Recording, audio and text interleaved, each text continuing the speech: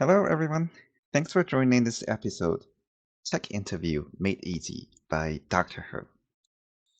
Welcome to the second part of this Amazon interview about disease testing. In our last video, we talked about that the patient will have only 8.93 chance to actually have the disease when the first test comes back positive. Now, in this video, we're going to continue this question. So I add another question, follow-up question in the red. So basically, it says is that, so if the person decides to have another test at a different lab, and then the result comes back positive again, what is the odds that the person actually have the disease? So in this video, we're going to use the similar idea to calculate the probability that the patient has the disease when the second test comes back positive. So according to the formula that we had last time, so we just fit into this situation. In order to distinguish the first test from the second test, I use the subscripts 1 and 2 as you can see here. Test positive the first time, test positive the second time. And then according to the formula on the left, so we can rewrite this as the following. So basically it is, so the probability that a person has the disease and being tested positive the first time. And then given that, what's the probability that it can test positive the second time. And then the posterior probability of that is the probability of disease given that the test is positive the first time. And then we divide by the probability that the test comes back positive the second time. Now we have the equation here. We just need to calculate each of the terms in it. So let's take this one. So this is the probability that given the test comes back positive and the person has the disease, and then the probability of the second test also comes back positive. So this means that the second test is accurate, right? The person already have the disease and it comes back positive. So it confirms that the person have the disease. And according to the question, so the test has 90% correct rate. So the probability for this will be 0.98. Now let's look at the second term here. This is what we already computed in the first question. So this one is easy. So the probability of that is 0.0893. Now we have one term left, just the denominator.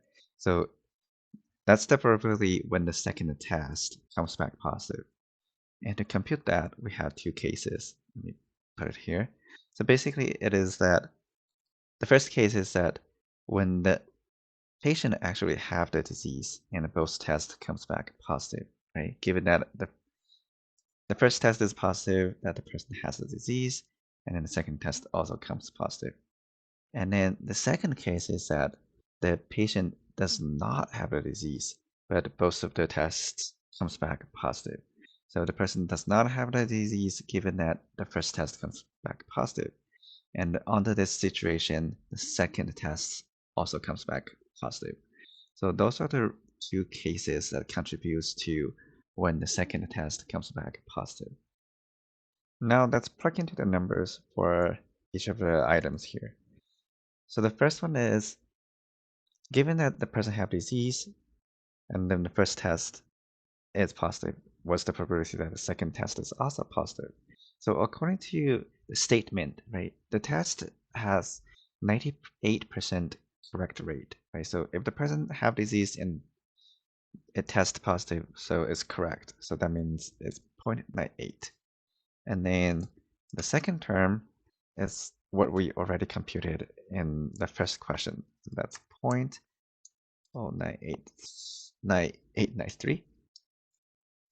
And in the second case is that when the person does not have the disease, right? So then, and then the second test comes back positive. In that case, it means there's an error. And then the error rate is 1%. So this term is 0.01.